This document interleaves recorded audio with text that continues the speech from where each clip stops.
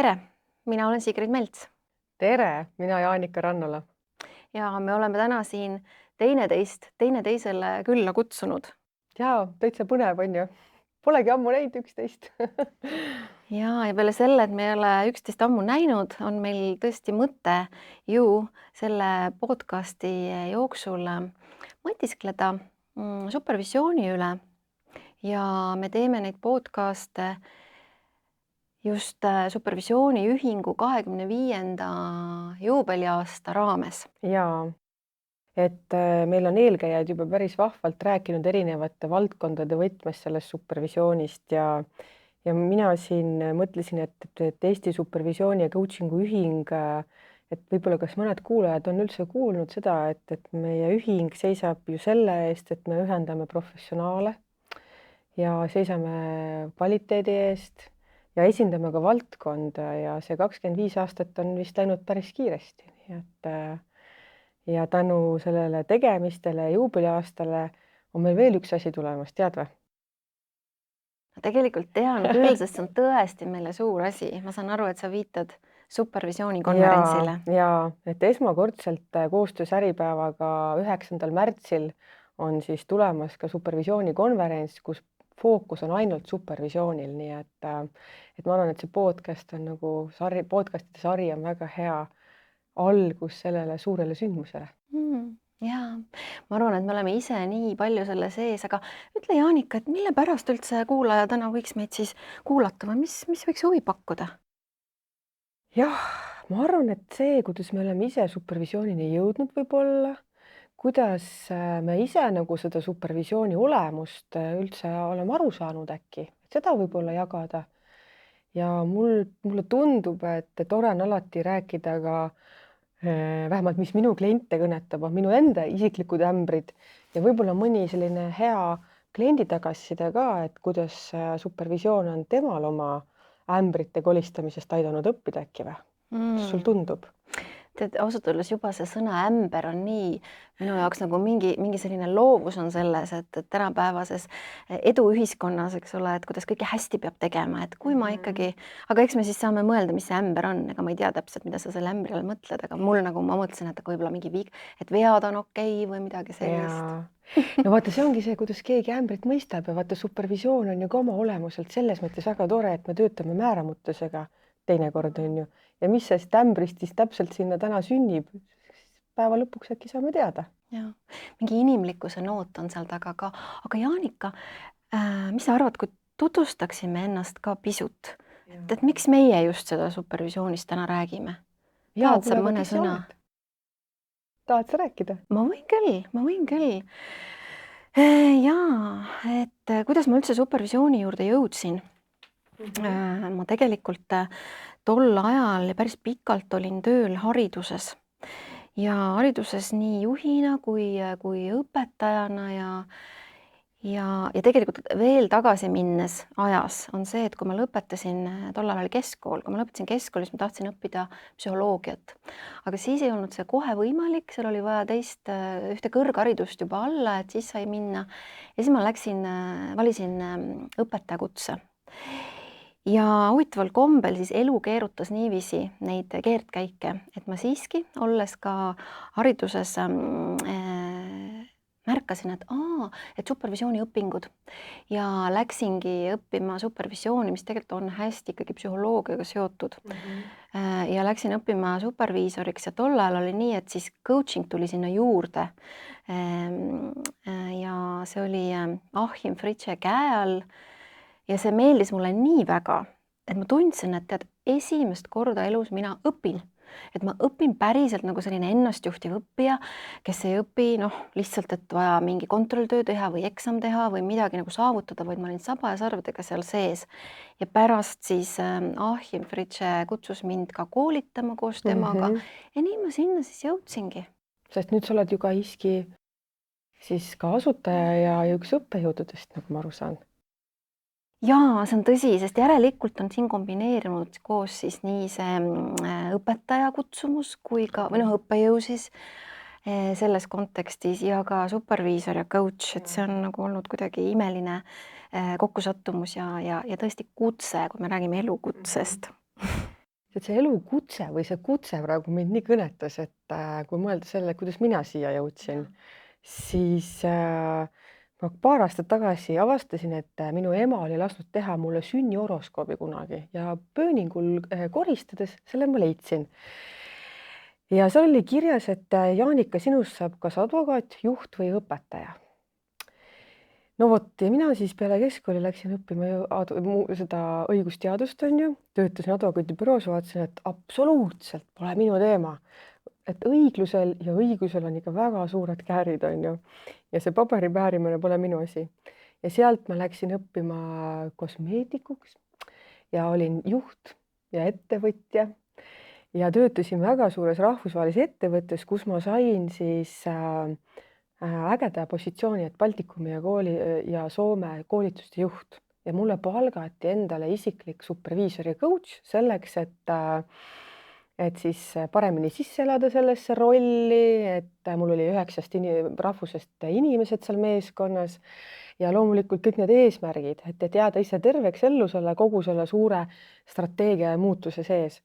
Ja see kogemus minu siis mentor Natalja Lätist ütles, et kuule, et sa siin koolitad, koolituste juht, aga näed, et Tallinnas saab õppida. Ja mida rohkem ma seal olin selles sees, vaatasin peeglisse, ma saan aru, et mis koolitused, ma tahan seda coaching ut ja supervisiooni õppida. Ja nii ma jõudsingi nagu Iskisse, nii et 2017 tegin selle kannapöörde ja see väljaõpe on olnud minu jaoks nagu täpselt samamoodi väga suur eneseavastuse teekond, et ja vot see kogemus on see, mis on mind pannud sellesse, et ma täna siin töötan superviisori coach'ina inimestega, et ka nemad leiaks endas seda ressurssi ja neid avastusi, nagu mina seda tegin. Ja mulle tundub, et on hästi selline nagu pusletükikesed, hästi palju on neid, hästi kirjud ja nad on kuidagi kokku nüüd suureks pildiks moodustunud ja selline, et kas on nii? Nojah, teekond on läbitud nagu horoskoobis kirjas, nüüd ma olen nii-öelda siis nagu see õpetaja või täna siis superviisor ja coach on ju, et eks seda elevanti, seda pusletükki saab alati uuesti kokku lahti panna, on ju.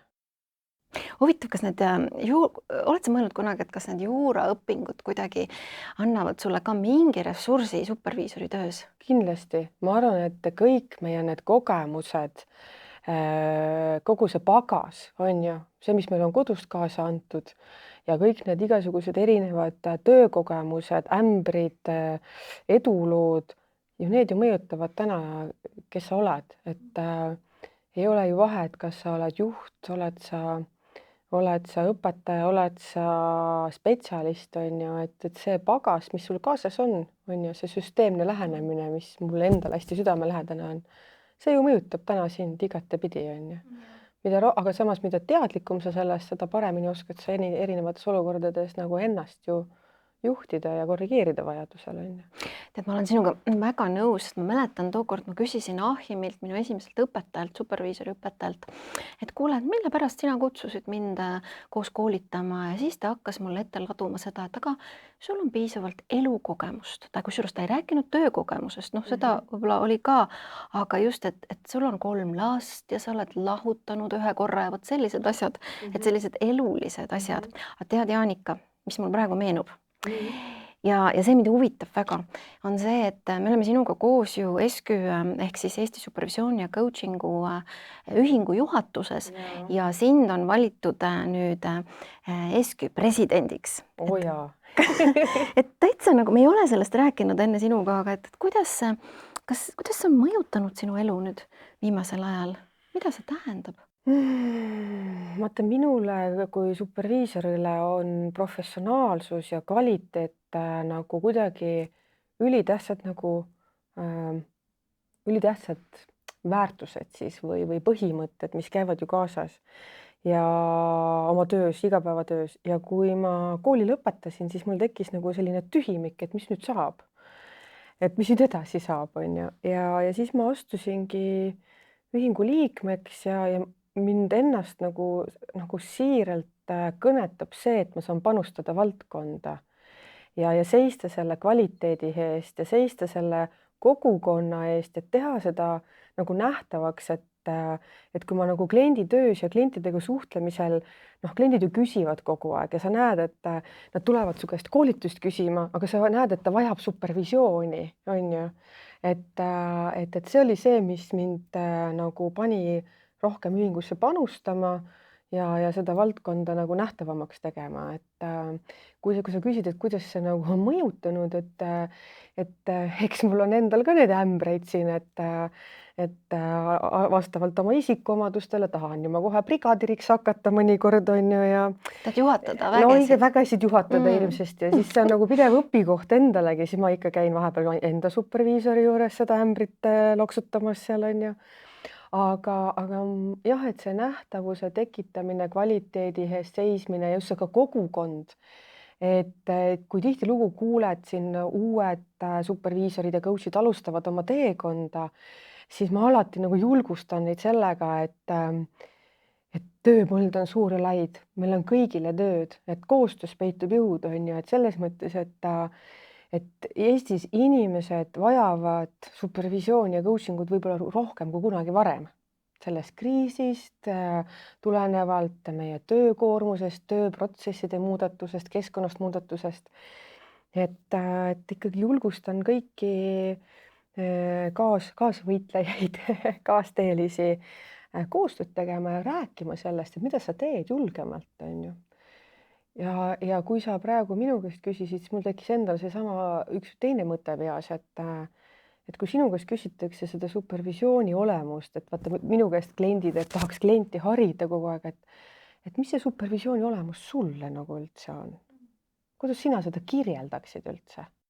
Tead, ma mäletan neid algusaegasid, kui ma alles õppisin, see oli aastal 2006 ja siis ma püüdsin seletada supervisiooni teistele, tead, see oli kogu aeg, vot seal olid ämbrid kogu aeg lootusetu ja super ja hüper ja siis ma olen proovinud nagu võimalikult lihtsustada seda viimasel ajal, aga tõesti, nagu me ka ühingus oleme rääkinud, et niimoodi väga laias laastus, eks ole, eks ta ei ole see, et kasu saavad sellest inimesed, kes tegelevad teiste inimestega, ehk et sa siis saad superviisori juurde minna mingisuguse teemaga, mis on sul seal oma tööpostil, töökohas oma klientidega või oma meeskonnaliikmetega, teiste inimestega.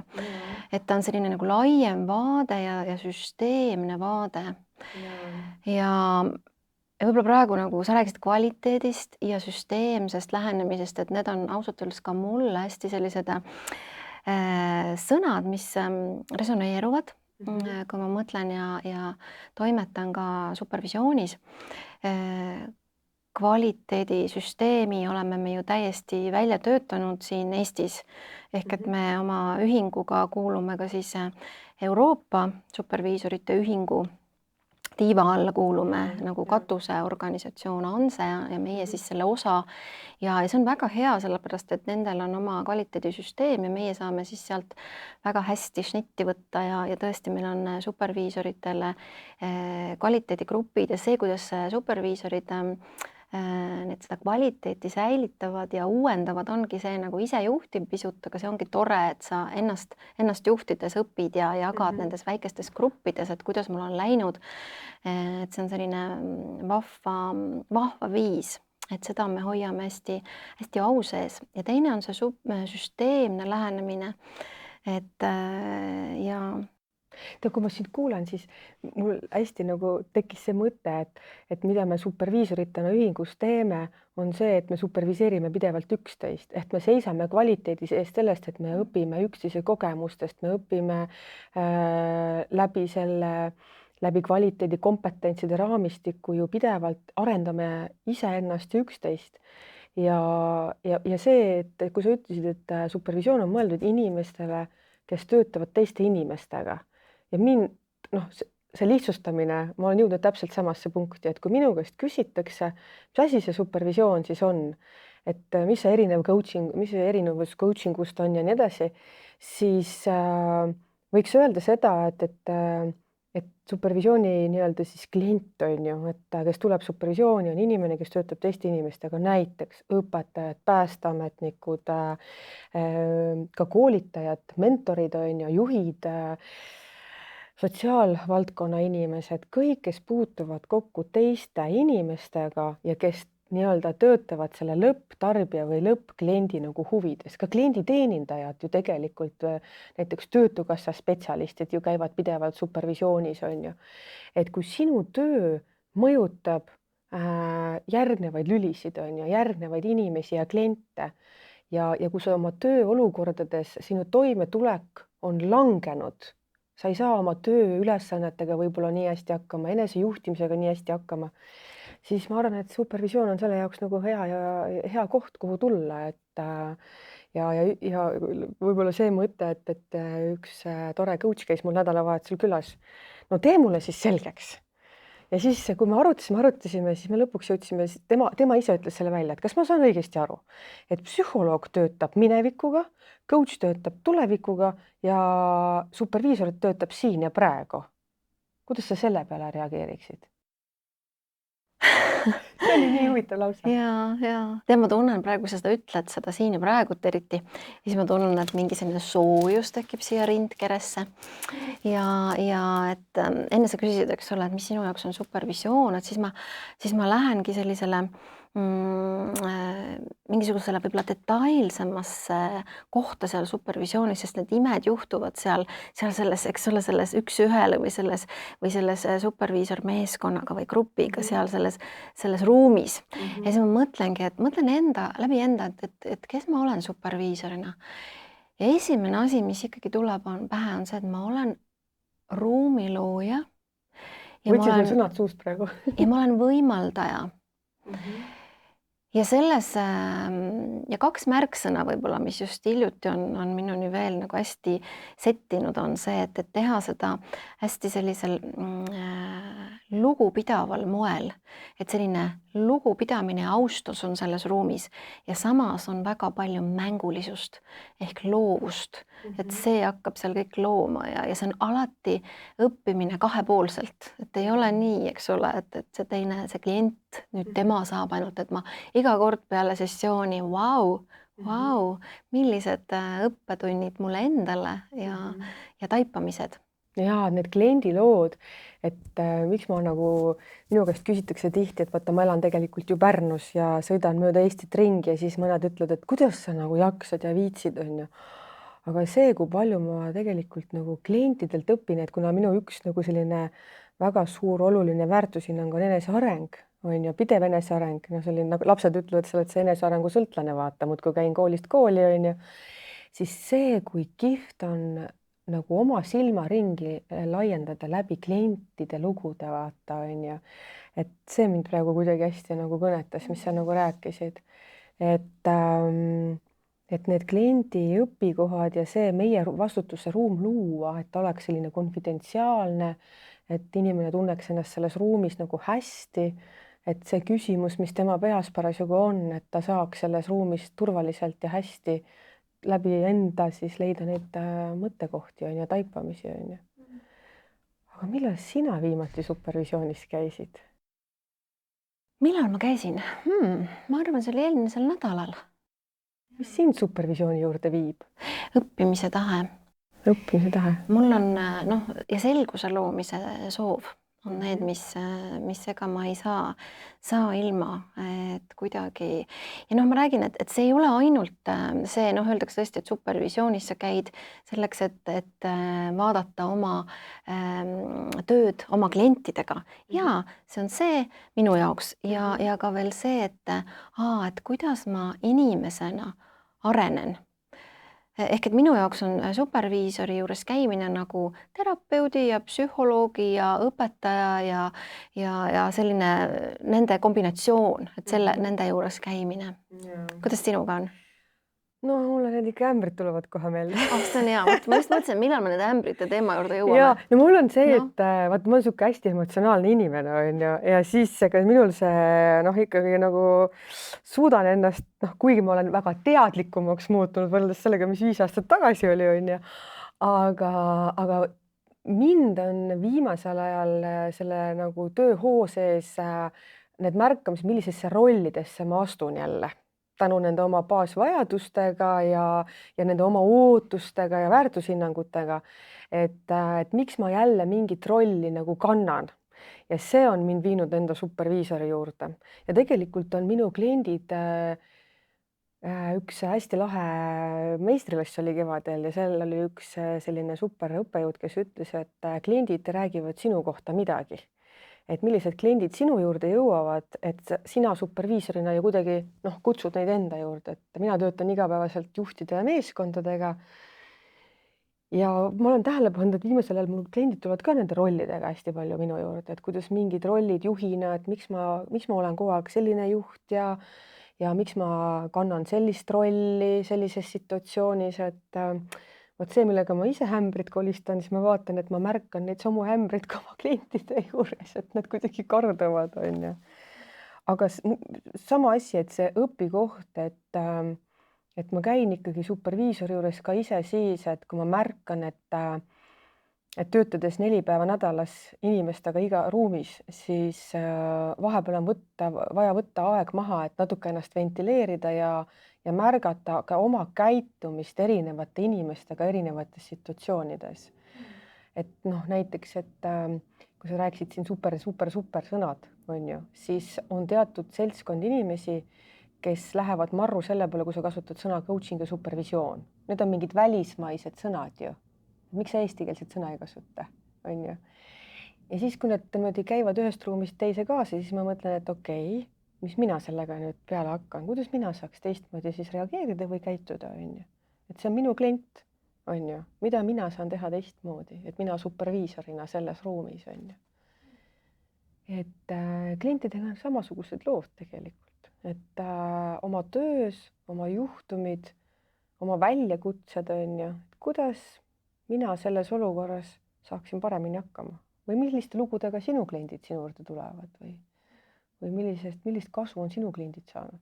Ja tead, kus mina praegu üldse, kuhu sinu jagatu mind juhatab, sest see ongi praegu ka natuke nagu supervisioon on see, et ma jäin nagu kuidagi sinu abiga mõtlema sellele, et mis on need kõige magusamad kohad hoopiski seal supervisioonis olnud. Tulidki kliendid ja siis raudselt jõuan kogu aeg ikkagi ühte kohta, siis kui on pausid. Et ma isegi praegu tunnen, et minu kõne on natukene kiire, aga et see, kui on nagu vaikus ja kuidas vaikuses toimub nii palju ja nõus, sa ütlesid enda kohta, et sa oled emotsionaalne inimene, ma ütlen ausalt, et ma olen ise ka, tähendab, et on vaikus ja on emotsioon, tekib selles vaikuses ja endal tuleb ka pisar silmanurka ja vot siis on nagu päris, et sa superviisorina muidugi oled neutraalne selles protsessis, aga et kuidagi, et seal tekivad päris protsessid. Ja ma olen nõus sellega, et tulevad teatud kliendid sinu juurde, et me justkui nagu tõmbame mingisuguseid kliente enda juurde ja need on muutunud ajas. Et vastavalt sellele, kuidas mu oma elurada on kulgenud, et siis, et nüüd mulle tundubki viimasel ajal, et on sellised kliendid, kes vajavadki rohkem sellist stressiga toimetuleku tuge või kellel on sügav soov nagu seda oma sisemist vaikust esile tuua ja et sellega ma olen väga nõus. Ja tead, selles mõttes mul on, mida kliendid, kui me siin lubasime alguses ka, et kliendi lugusid, nagu, et kliendi kogemust, et tõesti, et ka näiteks juhid, kes minu juurde tulevad, et kui ütleme, coaching us on see, et me seame mingeid eesmärke, mille nimel me hakkame tegutsema, siis ma olen märganud, et inimesed vajavad lihtsalt hetke, seda pausi iseendale, et mõtestada, kus ma täna nagu olen, mis mind mõjutab, kuidas mina teisi mõjutan, see minu enda mõjusus, minu enda käitumine. Ja tavaliselt juhid on ju täitsa ikkagi suhteliselt üksinda, et neil ei ole sellist nagu allapoole sellist, sa ei saa nagu kõigest nagu rääkida, on ju. Aga superviisor on ju neutraalne, ta ei ole ekspert, ta ei anna ju sulle nõu, on ju, vaid ta on ju selline kuulaja ja läbi selle kuulamise ja peegeldamise jõuavad need juhid või spetsialistid enda nagu taipamiste juurde ja need on alati ju kõige väärtuslikumad. Tihtilugu tahaks võrrelda nagu täiskasvanud inimesi lastega, et kui sa lapsele ütled, korista tuba ära, no ei taha, on ju. või et kui sa võtad selle rolli, et ütled kellele oma kliendile, et võiksid niimoodi teha. Aga kui klient jõuab ise selle mõtteni, mis teda nagu toetab või mis tema jaoks on lahendus. Ja siis, kui see klient ütleb, et ma sain siit selle, mis ma tahtsin vaata, või ma jõudsin selle taipamiseni. Kuidas ma seda ei märganud? Kuidas ma ise selle peale ei tulnud? Ja vaat need on need kohad, mis nagu inspireerivad kuidagi. Jaa, ma olen nõus, sest see võib olla ka see, et see taipamine tuleb sul nagu keha resonantsist. Et see tulebki mitte ainult mõistusest, vaid ta tuleb ka teistest intelligentsuse keskustest nagu kõht ja süda ja kogu keha. Ja seal, kui sa teisega, nagu meie siin täna istume ja loome seda koos, eks ole, et see resoneerub kõik. Ja me jutustame läbi ka kehad, et see tuleb ja see sünnib supervisioonis. Kui sul kahjuks on meie aeg hakkab varsti otsa saama, et kui oleks midagi, mida sa tahaksid kas soovida või mingi mõte? Jaa, tead ma praegu, kui ma sind kuulasin, ma võib-olla üks asi, mis ma nagu selle klientidega seoses tuli üks mõte nagu veel, et millistel hetkedel nagu tulla supervisiooni või millal nagu märgata, et see mõte nagu tekkis see, et me nagu, et kõik räägivad kogu aeg, et kiire, on ju, pole aega seda teha või et liiga palju tööd on, et see toimetuleku või see töövõimekuse tõstmine on võib-olla see, kui sa rääkisid stressist, siis minu jaoks nagu see üldine märksõna on see töövõimekuse suurendamine ja tõstmine. Ja igalühel on tegelikult erinevad võimalused või vajadused, kuidas seda nagu tõsta. Aga selleks on vajagi võtta hetk aega, et küsida iseendalt, et mida ma täna vajan.